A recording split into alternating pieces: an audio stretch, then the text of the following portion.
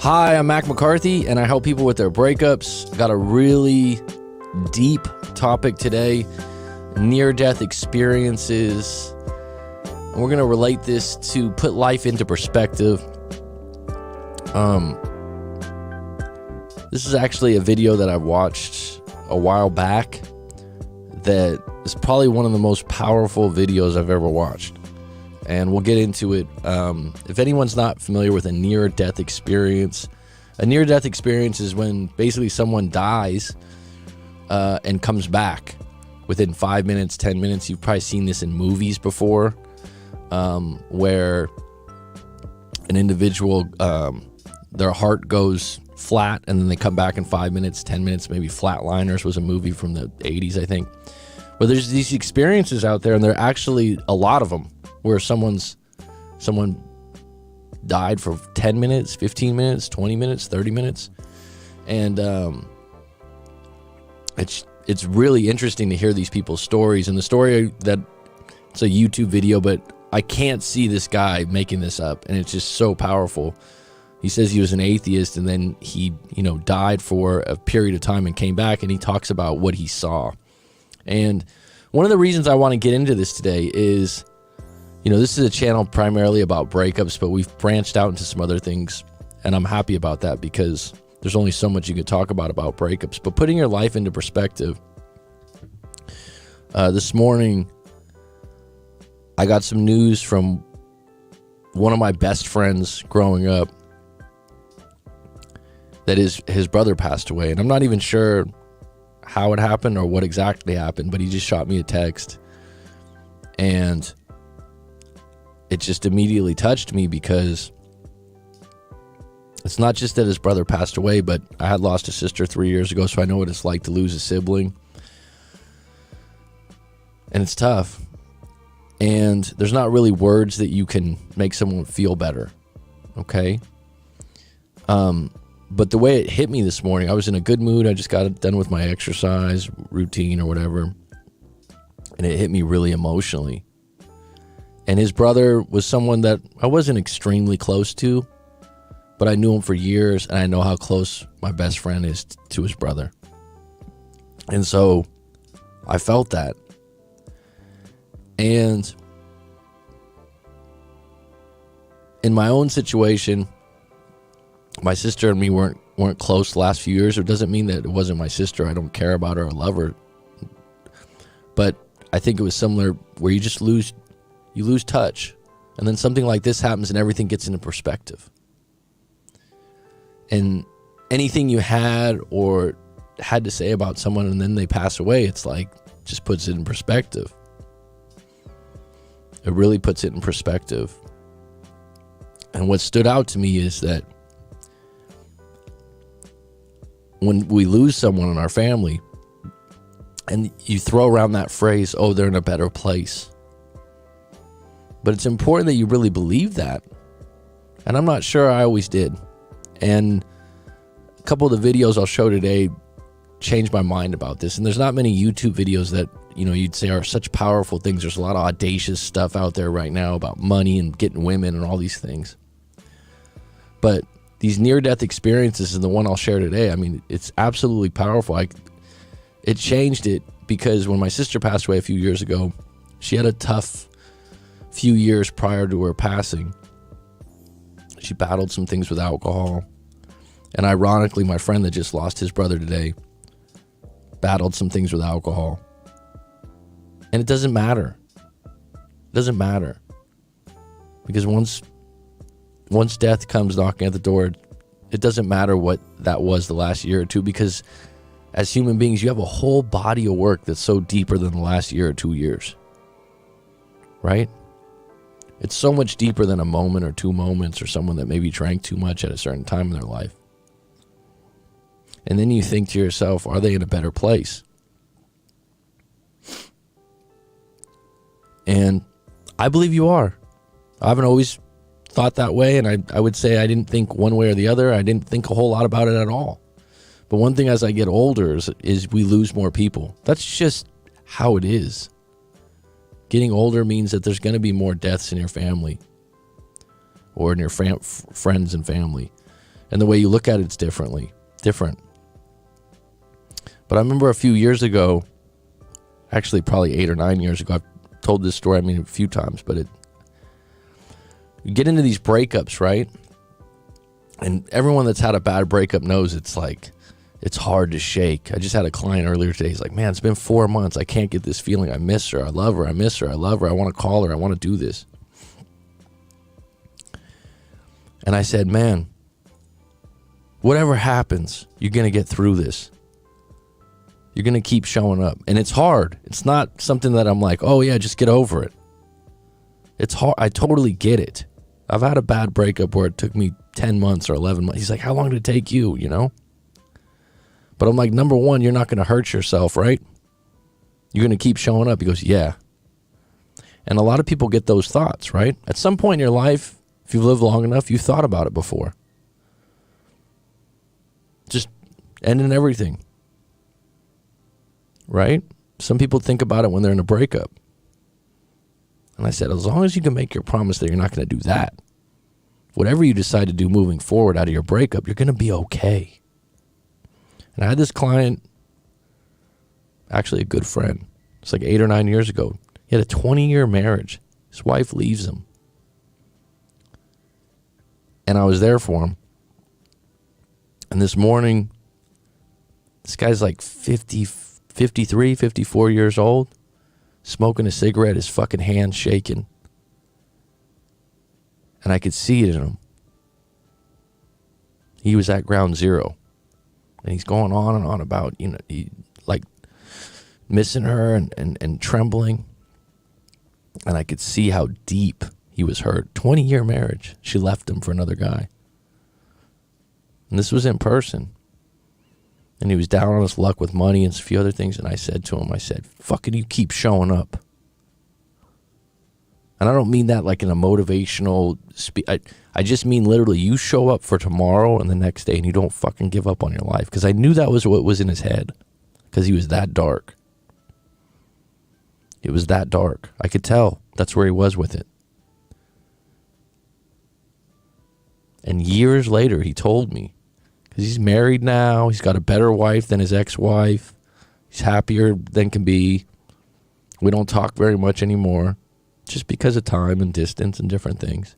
And he always says, man, when you told me that stayed with me. And sometimes you just got to keep showing up. And I just told this client today, I said, regardless of what happens, if she comes back, she doesn't come back, you make the right move, the wrong move. And this is the thing with like looking at these reaction videos and YouTube, everybody's pushing that they have advice for you. They have fucking advice. I have advice, right? Trust yourself sometimes to keep showing up, and you're going to make some bad moves and some good moves, but you're going to keep showing up and do your best. Sometimes you'll make some mistakes. But if you think when you're in a breakup, you're like, oh, I've heard this situation. Oh, it's worse than a death in the family. No, it's different. It's different.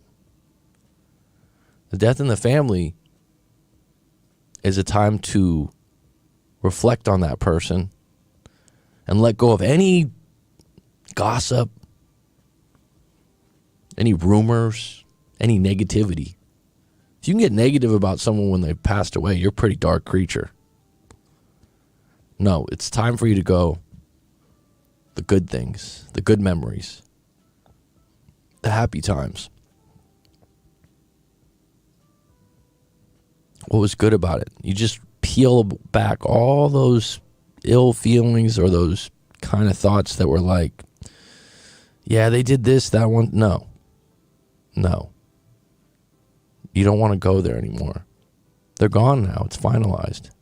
And now when people get in breakups, they're like, oh, it's so bad, it's so bad. No, it's fine because you're going to keep showing up. You're not going to give up. It's just going to be a part of your life. And the reason why I'm tying these two together briefly about this is because if you're sitting there going, oh, it's worse than a death in the family. Oh, I can't live on. Oh, or this phrase that people say when they're in a breakup, it's killing me. No, it's not. It's tough. It's hard. It hurts. But you're going to get through it because there's been a ton of people that got through it before you. And I was telling this kid today, I said, your first breakup's always your hardest, your first love. It won't ever be that hard again, probably. Right? But the thing is, when you have a death in the family, I don't think it gets easier.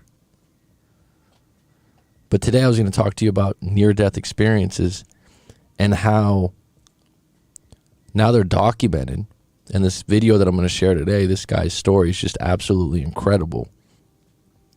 And I believe him. You know, this is not something that where we're going to get into past lives and different things like that. I believe his story. I believe his story, and it helped me a lot to realize that my sister is in a better place, that my friend's brother is in a better place. And it helps. It helps to believe that. But it also helps for you to realize, what are you here for now? There's all these things on YouTube now that it's all about personal gain. It's like a lot of personal gain, like money, how you can get more women, how you can date more, like, you know, personal gain, personal gain. Is that what your life's about at the end of the day at the funeral? To me, legacy is not about, no one's going to be talking about in your eulogy about your cars or the stuff you had. It's going to be the memories, the times you had together, the laughs, the care. That's how legacy is defined. And it's defined by your whole life, not by 1 or 2 years, not by 1 or 2 actions, not by 1 or 2 breakups. And so when you have a death in the family, it's not like a breakup or anything like that. It's a time to not just celebrate that person's life, but fucking appreciate it. What you shared with them, whether that's just a moment at a ball game or your team won and you guys had a good time, but you just let go of all the negativity of any of that relationship had, right?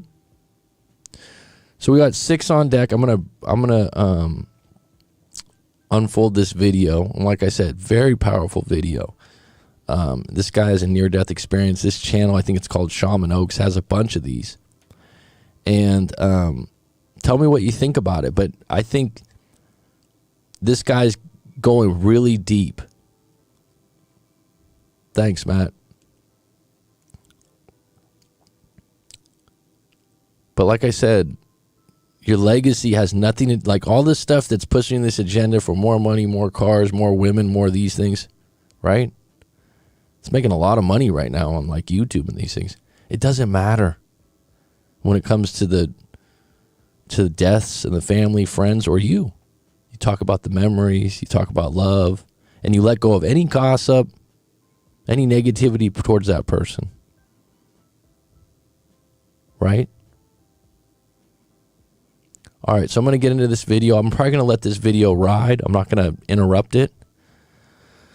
But I would say that this just puts your life into perspective. And it's a little bit deep, right? All right.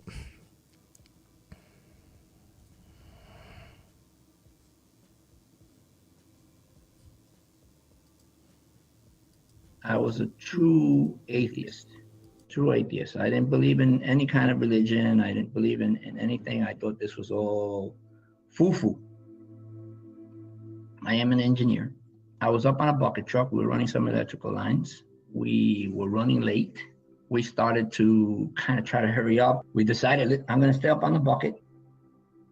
We're not going to go up and down. And you just be careful with the trees and navigate delicately. The guy that was with me, my partner, was more worried about electrocuting me up on top. So he was more worried about looking up, and he just kind of bumped into a tree. I hit the bucket and I broke all my ribs on my right side. I was sent to an emergency room, of course. There was some issues with my ribs that weren't healing properly. I was sitting in the emergency room waiting, and I know the nurse said, here, if you need anything, push this button.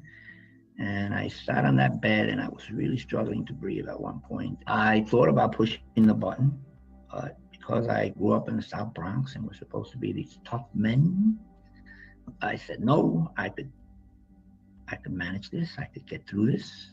I always do. I waited about 45 minutes. And when I finally pushed the button, The nurse came in and she just looked at me and she just hit the cold blue. That was the beginning of my experience of dying. And I had a series of emotions because I was suffocating, so it was kind of slow. I'll tell you what my first emotion was. When everybody ran into the room, my first emotion was shame. Just stripped me down so quickly that I just felt shame. After I had that sense of shame, I started to feel, what if this is real? What if something's really happening here? And what's going to happen to my family? Because I never expected anything like this. So you're totally unprepared. And I'm thinking, how are they going to manage? And that created a tremendous lump. I started thinking about God. You know what? If you get me through this event, I will change. I'll change my way of being. I'll be a better person. You won't regret it, kind of thing. I'm waiting. Nothing happens. And then I felt this sense of anger. Like I knew he wasn't real. And then I got this tremendous sense of fear. And because I thought when I die, there's nowhere for me to go. I didn't believe in anything. That I would just be shut off like a light bulb and just turn into nothingness. So I became very fearful, and I wanted so badly to ask somebody to hold my hand. And then I started thinking, well, I can't ask for help because my father would be ashamed of me because I'm supposed to be tough. I got to tough this out. So I stiffened and I waited for death. I started to hear the IB, and it sounded like raindrops hitting on a tin roof. So it was like splash, splash, splash. I looked at the wallpaper, and I'll never forget this because my eyes were so acute that I could see the grain in the wallpaper. And there's this sense of wonder happening within me at the same time as I'm dying and I'm scared. Terrified might be a better word. And then I noticed this shadow by the door, and it just stood there. And then I started thinking, you know what? I've had such a hard and difficult life. Maybe it's okay to kind of let go. Maybe there's no shame in this. I'm not quitting. I'm not giving up. I'm just realizing that there's nothing I could do to stem this chain of events, right? I can't stop it. I kind of said, it's okay. It's okay to die. And the minute I said that, or thought that, the shadow just moved. And it just moved around everybody in that room. And in my mind, I could see its hand reaching out to me, and it just touched my toe. And the minute it touched my toe, I just felt this tremendous sense of relief and relaxation and peace and love and calm. And I wasn't struggling to breathe anymore. I was in bliss. And I felt this breeze, this really warm breeze just blowing. And I visualized, because I got long hair, I'm thinking, wow, my hair must be blowing. This breeze, this is kind of like amazing. And then I felt myself kind of being lifted until I found myself in the corner of the room. And I was observing the effort by the CPR team, the group that was there trying to save my life. And I looked at them and I could see there was a doctor right over me, just pumping, pumping, pumping. And I could see there was a lot of stress in her face. And I looked at myself and I said, that's me and I'm dead. But if that's me, then who am I? This is the first thoughts that came to me, incredibly enough. And then I just heard this voice right next to me say, think of your body as a car. And that car has like 5 million miles on it, and there's nothing we could do to fix it anymore. So, you have to now say goodbye to your body. And I thought, wow, I just kind of said it was okay to die. Now I'm standing here because I feel like I'm standing there, right? I don't know what I look like. I don't know what form I'm in, but I know I'm in some form of existence. And I look at myself, and something very strange happened. For the first time in my life, I loved and appreciated who I was and who I've been. And I was so grateful for that body, that vessel, for giving me the opportunity to live the life that I lived. And I think it's something we rarely do. Take that 1 second to say, I'm not flawed. I'm the way I'm supposed to be, because we're always looking for what's wrong with us. We never really appreciate what we have that's good about us. And I started to get these memories of what I call everyday benign things. So somebody smiling, my little brother, me holding his hand, a kiss, simple things, a child looking at you with this amazing love in their eyes, your children. Because those are things that happen every day. Just taking in a breath of air. How insane and how amazing that is, right? So I had this insane appreciation for who I had been and who I was. And then the voice said to me, okay, now it's time for us to move on. And we started walking. Now, I never saw this presence, so I don't know what it was. It felt feminine. And then I could see this huge hole in the ground, like a big black hole. And we're kind of walking right into it, and we walk right into it, and then I feel like I'm falling.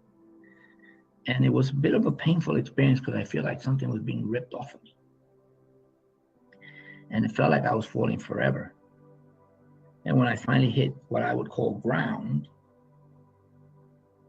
it kind of ended for a second, and then she kind of said, you got to keep going. And there was another one. And I went into that hole, and I fell, and I kept falling, and I felt this thing just ripping things off of me. When I hit the bottom, the first thing I saw was this mass of color. And the color was just moving, and it had so much life in it that I became instantly amazed. My expectation when I died was that I would encounter nothing and become nothing. Now I'm beginning to see things that were mind-boggling in the sense that this color was alive, it was living, and it was moving, and it was talking to me, and it was talking to me like millions of voices. So it sounded like chatter, like but somehow there was some kind of comprehension happening at a level that even there I couldn't really understand. And then they just opened up, and I saw this amazing forest. Now, I grew up in New York City, so that's to me quite striking, because I saw these mountains, and I could see the shadow that the clouds make on the mountains, and they were so dark and contrasty. And I could see these wild herds of animals just running. And I found that I was kind of hovering. I saw this amazing vista, and I'm looking up and I'm seeing that mountain, and I'm realizing that I'm flying. So I said, oh my gosh, I'm flying. And I heard this voice just say to me, that's normal here. And then I thought about my children, and this was the only aspect of when I was transitioning that was a bit painful to me. So I said, what's going to happen to my kids? And that voice said to me, don't worry, you could see them from here. And when I heard that, that was like the most amazing thing that I have ever heard. And I said, oh, wow, this is amazing. So it took all my fears away. And then I just started flying, and I started moving over this landscape and looking down and feeling, of course, that amazing sense of peace and calm and tranquility that comes with it, and this deep sense of love. There's no way to really describe it. You've heard that probably 100 times, but there really isn't. But I continued on my journey, And I went over the mountaintops and I could see snow on the top. And I was like, wow, so amazed. I was really awed more than anything. And then I looked out into the horizon and I could see the sun. But I saw the sun as if I'm looking through a telescope and I could see the flares coming out of it. And I felt that this wind that I was feeling was, giving birth there. And it was this warm air that was just coming to me. And that's why I was able to fly. That's what was giving me this lift, this warm air. And I'm thinking all these things.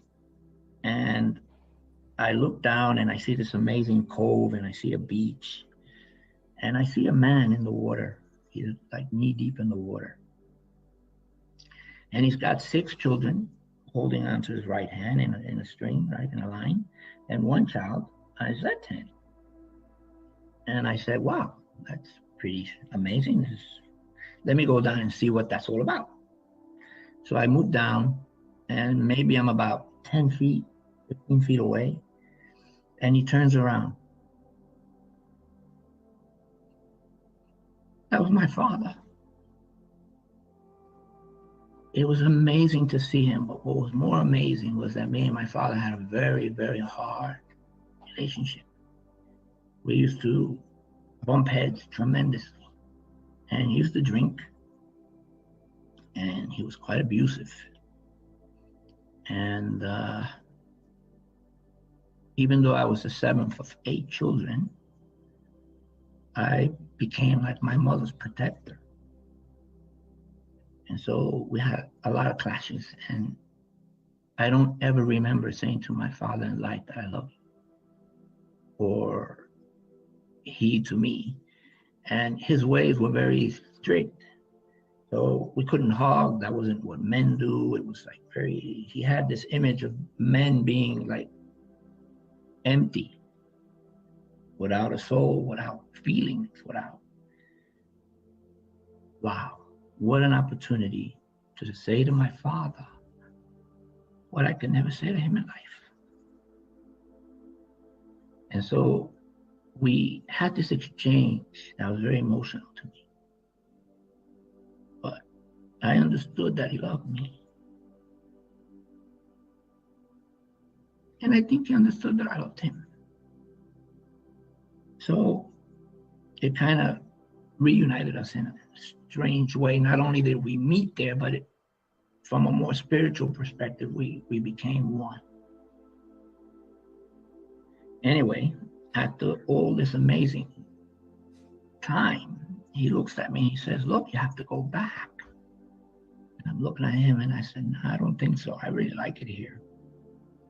He's like, no, you got to go back. It's not your time. And I'm looking at him like, no, I want to stay. And then I felt this tugging, like in my chest, but coming from my back. And I started being pulled. And I went back into my body. I opened my eyes, and the doctor that was doing CPR, she kind of got surprised and she kind of lifted her head back a little. And then I went right back to my father, and I was in this space again. And he's looking at me, he says, no, you really don't get it. You have to come back. And he said, look, this is what we're going to do. So we kind of started to structure a deal in heaven. And he said to me, look, when it's your time, I promise I will come and get you. And I looked at him and I'm thinking, wow, what an amazing deal that is. How could I say no? And so I accepted that.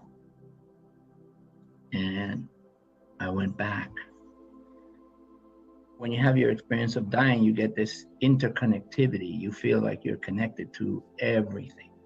So that sense of oneness is really profound. When you come back into your physical body again, you feel that sense of separation.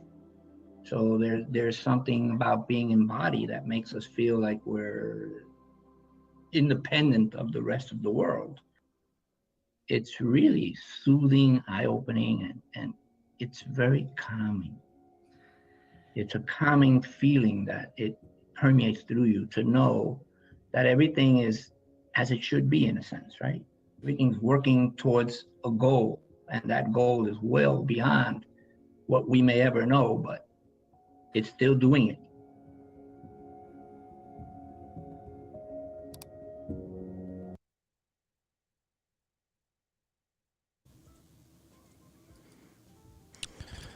So it was a pretty deep video. If anyone's, lost a loved one, whether you want to believe that's what happens or not, it's up to you.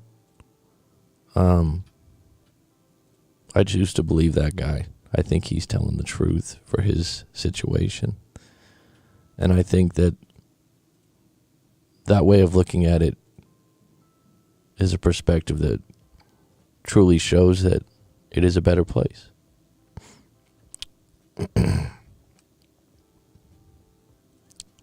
This is a video that really touched me a long time ago, and I having, like I mentioned today, my friend's brother just passing away. Sister passed away a few years ago, and I watched that video, I don't know, a year ago, 2 years ago, but it resonated so much. Especially the fact that that guy's an atheist.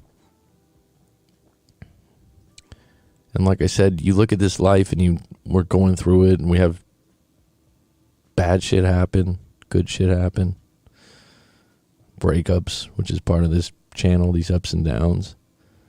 But you hear something like that and it just puts it in perspective. Or you might lose someone and it just puts it in perspective that you're not wanting anything from them anymore. Changes, betterment, just acceptance. And I think that that's the difference. When you lose someone in your family or friend group, don't your arms just drop and you just accept it? And you accept who they were, whatever it was, whatever they did, you accept it.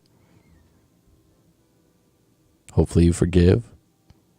And sometimes the forgiveness doesn't even come up because you just release it. But that's so hard when people are in a breakup or a friendship or a family problem. So hard to accept it because we want to win. We want to get our way. We have a better point of view. And sometimes it's valid. But just when you get in one of these experiences where you lose someone, literally, as in death, just think, can I accept a little bit more before they pass away? Friends and family. And can I accept that they're in a better place so that I can move forward? And really, the goal, good, bad, happy, sad, is to keep showing up in your own life. Be a little bit kinder. Because what if you only had 10 days to live, as the saying goes? Would you be kinder? Would you want to get a Lamborghini? Would you forgive your ex? Would you stop the petty arguments? Who wins? Who's right? Who's wrong? Puts things in perspective. Puts things in perspective. And you know what? These NDEs or these near-death experience videos, there's a bunch of them online now. Someone might be out there and they might go, "Oh, this is not true. This is not proven. It's not scientific." I don't know. When you listen to that guy's story, I believe him. I believe that was his experience. And like I said, if you watch a few more of these, and what's the alternative? To believe in a negative outcome? Your beliefs are everything, folks. It's really important.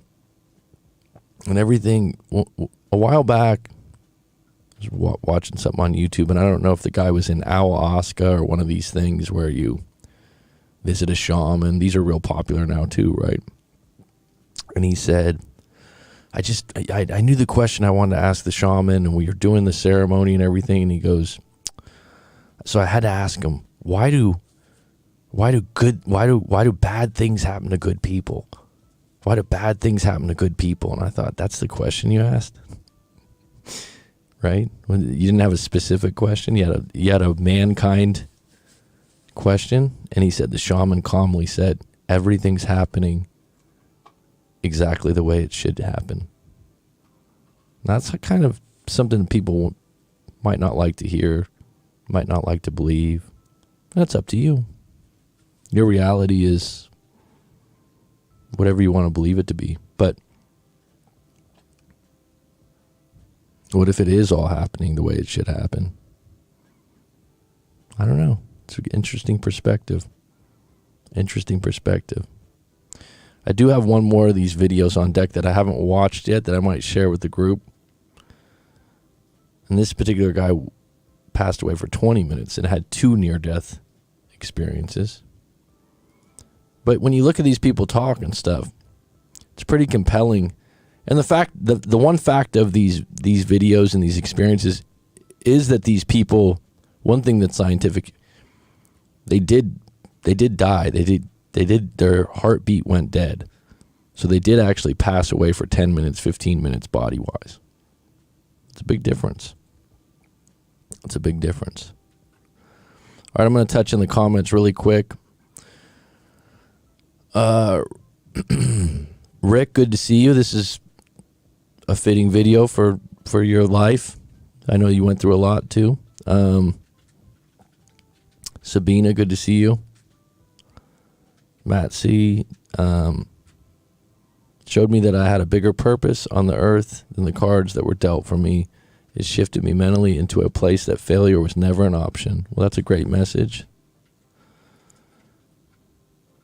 Leandra, good to see you, hon. I haven't heard from you for a while. Eve, I'm glad you got to watch this.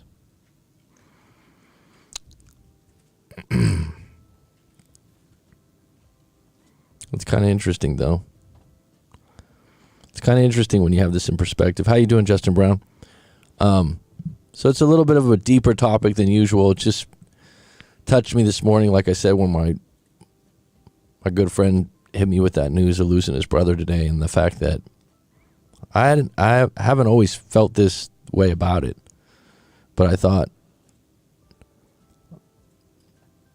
our relationships, a lot of times we put so much weight into some decision like getting someone back or a job or breakup blues. But when you lose something, everything gets in perspective, I hope. And it starts with believing they went better place and finding all the good parts about that person's life. Acceptance of it all.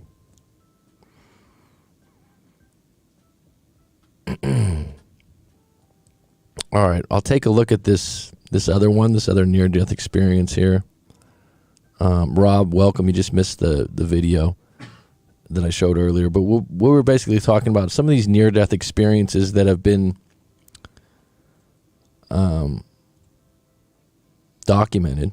And these are people telling their story, which someone, like I said, easily could say, oh, I don't know if I believe that or if that's true. But there's a lot of these out there where someone heartbeat went dead and they tell what it feels like. And a lot of times it's a lot of positive experiences, right? All right, let's take a look at this other one. We got 8 on deck right now. It's a little deep today, but I hope the message got through to some people, or at least gives you a new perspective on something. Sometimes we just, like I said, when it just hit me this morning really hard. And I think the timing of things at different times in your life will hit you at different ways. Like, 5-10 years ago, maybe it doesn't hit me like this, but life's a marathon. All right, let's take a look at this other one. I haven't watched it yet, but I'll watch it with you. Let's see here. I got to pull this other one down.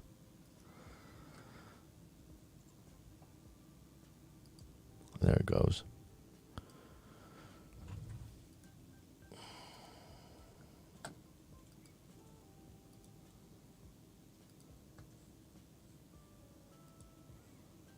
got from sports injuries when I was young. So I had a lot of pain in my neck.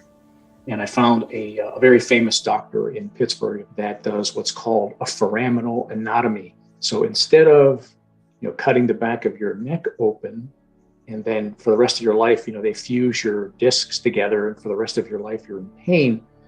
This doctor developed this foraminal anatomy where they go in through the front and they make a slight slit in your neck and they move your esophagus aside. And then he goes in and he drills out these bone spurs. So people from all over the world come to see this doctor. So I went to Pittsburgh and I had this operation done, and you only stay in the hospital for one night. Came back to North Carolina, and 4 days later in my bed at 11 o'clock p.m., I had a massive heart attack. Now, in retrospect, my transplant team, we all know what happened. I threw a blood clot, or a piece of plaque broke loose, and it went directly into my widowmaker.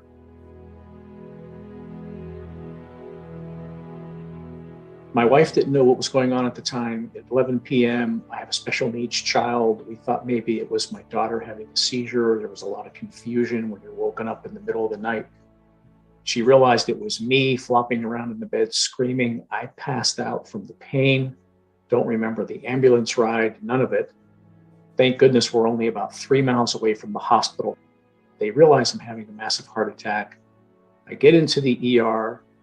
They give me some blood thinners. My wife tells me some meds to stabilize me. And then they put me in a room next to the ER, and a nurse is in there with my wife saying, okay, we've called the cardiologist. We've got some medicine in him. He's stable. So we'll just wait until the cardiologist comes. But right now we're good. Well, right after she said that, I sprang forward on the gurney. My eyes popped wide open. And as my wife said, it was kind of like a scene from the movie The Exorcist. It was almost as if somebody had grabbed me by my shirt and pulled me forward with great force and from the waist up. So I sprang up, my eyes popped open, and I screamed out the name Frosty. Now, Frosty is the nickname of my brother-in-law. So I scream out Frosty. I collapse backward on the gurney. I flatline, code blue rings out throughout the hospital, and in rush a team of doctors to start working on me. Now, what's curious about this is that my wife's in the room, she's panicked, but the doctor comes in, who is a beautiful little Indian woman, Dr. Patel, who I'm now very good friends with. But she tells Dr. Patel, we have a special needs child. You have to save my husband. She cannot make it without him, and I can't do this alone. So my wife is taken out of the room. Dr. Patel and her team begin to work on me. And I have to tell you that I was flatlined for 20 minutes. They could not resuscitate me, and they did everything. They did 4 times. They stuck the needle with epinephrine into my heart. They did paddle shocks. They did vigorous sternal rubs. They did the whole thing. I was not coming back. Something compelled her to continue to work on me. So finally, she didn't give up. She obtained a very slight pulse. And in the meantime, the cardiologist arrived. They did an emergency catheterization through my thigh, and they found the blockage, and they put 2 stents into my widowmaker. Unfortunately, the damage had already been done, and I had gone into cardiogenic shock. Another doctor came in, Dr. Carson, and intubated me. And before you know it, I slipped into a 4-day coma. On the 4th day, Dr. Carson approached my family. My brothers were there, my wife was there, and he said, look, we can't wait any longer. During this 4-day period, they had sent in neurologists to see if I were brain dead. I was raised Catholic. My oldest brother called the local parish priest. He came in, anointed me with oil, and gave me the last rites. In the Catholic faith, we call that extreme unction. You only get that once in your life to prepare you to go to heaven. And they decided that on the 4th day, they couldn't wait. They said, look, we're going to pull the tubes out. If he breathes on his own, great. If not, we have to let him go.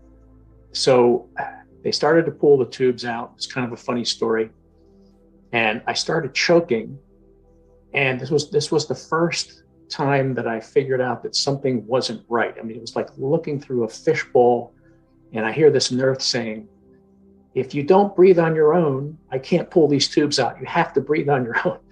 And I said, look, I'm drowning here. I'm drowning on my own spit. I don't know what's happening. I can't breathe. I can't breathe.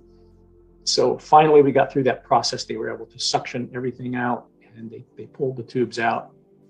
My wife came to my bedside, and she said that I was talking like a child with this high-pitched voice. And as she approached the bed, I said, Melanie, you have to believe me. You have to believe me. It was your brother, Frosty. Frosty came to me. And she said, oh my God, Rob, that makes total sense. And I said, what do you mean? And she said, you had a massive heart attack. We brought you into the ER. And all of a sudden, you sprang forward off the gurney. You shouted Frosty's name. And then you fell backwards and flatlined. And that's when you died. And she said, so it all makes total sense. And she said, tell me exactly what Frosty said to you. And I said, he said, I made a big mess out of things, and I want you to go back and help clean things up. But tell my family I'm in a good place.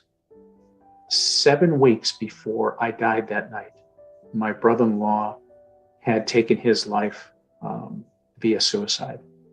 And Frosty was about 56 or 57. He was going through a divorce.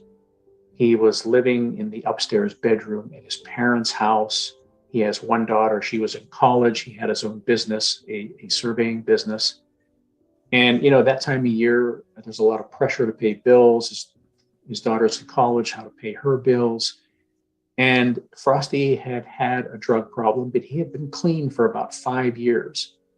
And that night, he just couldn't take it anymore. He decided to go out and just blow off some steam, thought he'd do it one more time. And unfortunately, he picked up a drug, a very, very odd drug that drives you crazy for like 40 minutes. It was called flakka. It was imported from China. He thought it was crack, and it drove him mad. And he got home that night and went up to his upstairs bedroom. He's a big hunter, and unfortunately put his hunting rifle in his mouth and took his life that way. Having been raised Catholic, I had always been told that suicide was a mortal sin.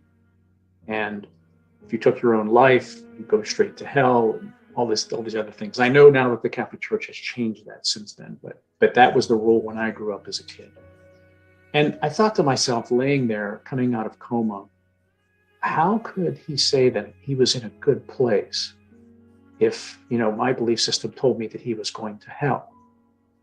So that was kind of like the first big paradigm shift in my thinking that helped open my mind to the fact that how could a loving God ever condemn somebody, even if there is a hell, to something like that, away from the love and light of the divine creator for such a complex, complicated act, particularly when you're not, in your right mind on drugs.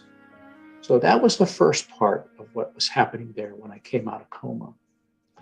On the second day coming out of coma, Dr. Patel, the beautiful little Indian woman, came to my bedside. And it was kind of interesting because obviously I didn't know who any of these characters were, but she comes to my bedside. She started to talk to me, and she got very emotional about what she did that night, how many times she almost lost me. And then all of a sudden, the conversation shifted into something very personal.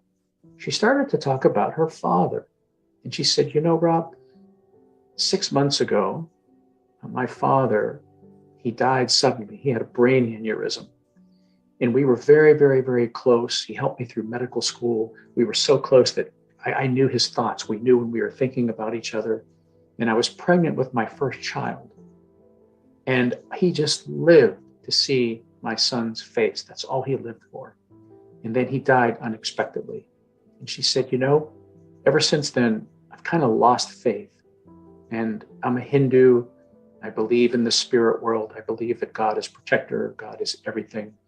But I haven't felt my father since then. And I've been very bitter about it. But seeing you here today gives me hope that maybe, just maybe, there's still something out there. And while I was laying there, all the puzzle came together, the puzzle unscrambled, and I realized what was going on. Because when Frosty came to me, another male spirit had entered the room. And over again, while Dr. Patel was working on me, I heard the same thing. Keep working on him. You can save him. Don't give up. Don't give up. Keep working on him. And it struck me while she was talking to me. And that's why she became so kind of weepy and talked about her father. I knew it was her father that was the one in the room, encouraging her and giving her that spiritual energy. She didn't even know why she continued to work on me for 20 minutes. Something compelled her. And while she didn't necessarily hear his voice like I did, because I was right there close to the veil, she felt something that compelled her to keep working on me. So in that moment, what was curious is I said, this is the first time I ever met this woman. I'm not going to tell her about this. She's going to think I'm crazy. So I didn't tell Dr. Patel that that's what happened. I told Dr. Patel a year later when I came back from Chicago after heart transplant, and I met her in the cafeteria of the hospital. I brought her a dozen roses and we sat down, and that's when I told her what happened. And to this day, on his birthday, we always talk. We always get a phone call and talk about how her father came to her that night and how it changed her life, knowing that he really never left her, that he's always with her. And when you think about it, one of the things that I've learned, one of the many things that I've learned through my near-death experience is that we're spiritual beings first, having a human experience. So when we think about these things, we have these kind of experiences like I did, and we hear of other people having these experiences. I personally used to think they were far-fetched as well. But now I understand that given the fact that we're spiritual energy, how is it so, unfathomable that this might happen? It's actually, should actually be considered ordinary. As these days progressed, I was told that my heart was completely destroyed, and the only way for me to survive was to get a heart transplant. So before they released me from the hospital, what they did was they put a defibrillator vest on me, which is every time my heart went out, this thing would shock me back and get the heart rhythm going. And then I was transferred to another hospital in Charlotte, actually, where they put a port in my chest. And there was a medicine called milrinone that was constantly dripping on my heart. Milrinone, my doctor explained it as kind of like STP for the heart. What it does is it makes the heart beat, but it also starts the clock ticking because the heart wears out very, very quickly. So I've got this clock ticking, this time bomb. So I've got this vest on, and I have a battery pack on my left shoulder that's got this vest, on me all the time. Then I got another battery pack on my right shoulder that's powering this port that's in my chest, squirting this medicine on my heart. So I'm like this cyborg creature from a science fiction movie walking around that's keeping me alive, trying to figure out how I could get a heart. So I went to all of the transplant centers here. There's one in Charlotte, North Carolina. There's one in Raleigh, North Carolina at Duke Medical Center. And at the time, the only thing they can offer me was what was called an LVAD. And an LVAD is a machine where they actually drill a hole in your heart and they put a pump in there that just spins your blood around. And it's a very nasty device. It's particularly I was only 56, and these wires come out your body and they're always getting infected. And it was just a horrible option. So I told them that I didn't want that option. I'd rather die naturally. So I was about to resign from my job. I work for a steel company. It's independently held out of Chicago, Illinois. And I called my boss and I told him that I needed a heart transplant and I couldn't come back to work. And he said, before you do that, because I'm one of their top salespeople, he said, before you do that, let me talk to the owner. And he talked to the owner, who had no idea was a philanthropist, and heart disease ran in his family, and he donated money to the University of Chicago Medicine. And it's kind of like one of these Hollywood moments where, an advocate comes out of nowhere and saves you.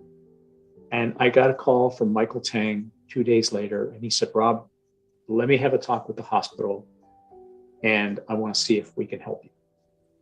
And I got a call from a doctor, Dr. Uriel, who said to me, he said, "Rob, if you come to Chicago, I should be able to transplant you within 3 to 4 months if there are no other issues that you have."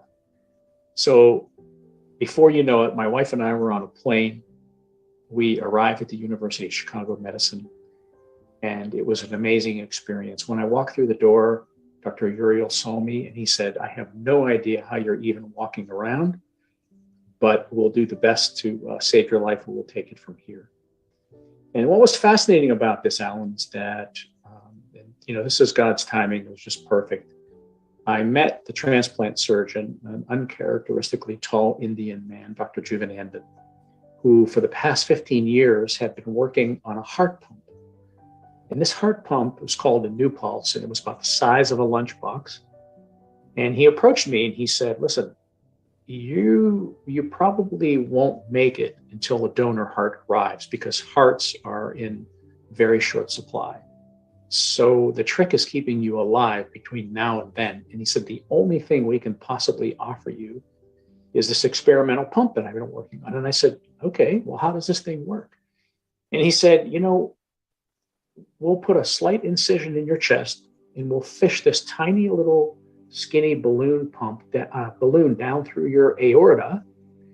And at the bottom of that, we're going to drill a hole in the side of your body. And there's a titanium disc that we're going to sit behind your rib cage. And from there, these wires will come out and attach to the pump. And it's only the size of a lunchbox. You'll be able to carry it around with you, but you can walk around the hospital, and this thing will keep you alive until a donor heart arrives." And I said, "Wow, that's really fantastic, Doc." I said, "How many people have you had have had this thing?" And he said, "Well, that's the only thing." He said, "We've only experimented on cows and pigs with this pump." But he said, "So you would be really our first human trial." And he said, we only need 3 weeks of data to take it to the FDA to get approval. So he said, "But it's your only option." Long and short of it is, I agreed to the heart pump, and I'm so glad that I did, because now it's being used across the country. It has saved many lives, and many people actually are going home with the pump and wait for their donor heart instead of waiting in the hospital. So it was an extraordinary part of my experience. So even with the heart pump and the milrinone and everything else that they put in me to try to keep me alive, my heart was still failing. I had been in the hospital there for 3 months when one night I was on the 8th floor of the hospital facing Lake Michigan, and this really terrible storm whipped up. And I remember lying there, and this was kind of like, this is a very interesting part of my story, because there were some other medical issues. I don't want to give all of those away, so the reader is not spoiled if they choose to read the book. But what had happened to me, Alan, is that I had a dark night of the soul moment, and this storm whipped up, and on the 8th floor, it's almost like you're in the sky and you're near the lake. So the rain was like really, really vicious. The clouds came in, a lot of lightning, and these heavy sheets of rain were just banging against my window. It's, the middle of the night and I can't sleep. And all of a sudden, it was almost as if like all of your past mistakes in your life come rushing in. All this negative energy comes rushing in. And I felt like I was a magnet just pulling all of these things towards me. And I was tormented by some of my past mistakes and things like that. And before you know it, my heart went into tachycardia. The nurse came rushing in and she said, "There's no reason why your heart should be going into tachycardia. What's going on?" And they gave me some medicine, and And she left the room again. And I just, you get to a point, I was so tired of fighting. After fighting 20 years for my special needs child, I had these other health issues. My heart was giving out. I felt my spirit leaving my body. And I just collapsed in that moment. And I cried out, "Do with me what you will." And in that moment, that's when I had my most profound near-death experience. It's very difficult to articulate this and to explain what happened next. But I found myself standing in the middle of nowhere. It's kind of like, the way I explain it is, it's kind of like looking outside an airplane window on a clear day, and all you see is blue skies, but you're really looking at nothing. You see everything, but nothing at all. And that was the first part of my experience. I found myself standing in the middle of nowhere, and I could see myself down in the bed, this atrophied body. I'm about 174 pounds. I had atrophied down to about 131. I was a skeleton of a human being. And there I was lying there, this heart pump keeping me alive, all these IVs, wires coming out of me. So I'm looking down on myself. I could see myself there. And yet, while I'm standing in the middle of nowhere, I have the same green hospital gown on, but I'm whole. And I say to myself, what can possibly be going on here? What is happening? And in that moment, I realized that I was connected to the universe, the vast wisdom of the universe, all of it. It was almost as if someone had picked up the grains of my being and threw them into a strong wind and just scattered me across this infinite, timeless expanse of the universe. And it was such an amazing thing, because while I was standing there in that place, I felt like all I had to do, if I had a question, all I had to do was think about it, and the answer came to me. It was in that place. I did not experience, I know that I've read some other near-death experience since I've had mine, but there wasn't, the five senses had no functionality in that place. In other words, I couldn't smell anything or taste anything or feel anything or hear anything. It was just me standing in the middle of this timeless expanse. And having been raised Catholic, I was, I was disappointed that I did not see any divine being, which was an interesting part of my experience, because I did not see angels. I did not see Jesus Christ. I did not see anything. But what I did feel, and what was kind of imprinted on my spirit in a way that I wholly and completely understood, it was like their communication is telepathic. It's sensed and felt and then absorbed. That's how communication is. It's without words. That was my experience.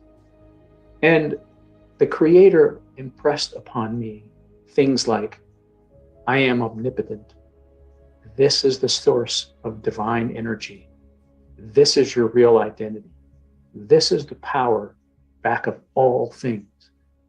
And while I was in that place, I began to see complex mathematical equations just hanging there. And I thought to myself, wow, the laws that govern the universe are so simple, so elegant. And I understood in that place that I was not my body, my race, my religion. I was part of this love and light that is this expanse, this divine energy. And what happened next was so fascinating, because then I saw and became part of this web of twinkling lights. And the way I describe this web, which is what the book is named after, it was trillions and trillions and trillions of neurons woven together in this beautiful tapestry of twinkling lights. And they just were infinite. And they just seemed to hang on the ceiling of the universe. And while I was in that place, I understood that, from science class, we remember that a neuron has a nucleus inside of it. and then it has the dendrites and the tentacles, and they all weave together the same way that's, our brain is made, our heart.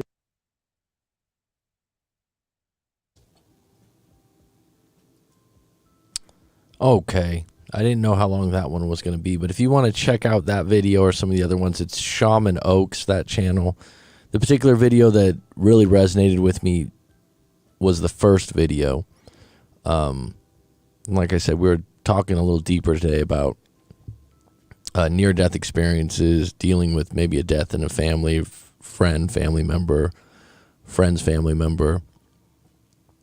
and just putting things in perspective. And just how much you let go of someone's faults or any issues you had with them once they pass, and how you can put that in perspective in other ways of your life, and maybe accept some things you're not accepting now, forgive in places you're not forgiving now. And like I said, that first video, the second one was okay. I hadn't seen that one before, but I think that resonates with a lot of people. So I just wanted to say thanks for riding on this little detour of a show than usual, but I felt like it was timely. So thanks, Sabina. Thank you, E, for joining. Rick, always a pleasure. Rob, thank you. Leandra, if you're still on. Raymond. Matt, all the best. And for everyone else out there, just keep showing up in your own life. Let me know in the comments if you had any situations that you can relate to this particular topic. I'll be back on deck tomorrow.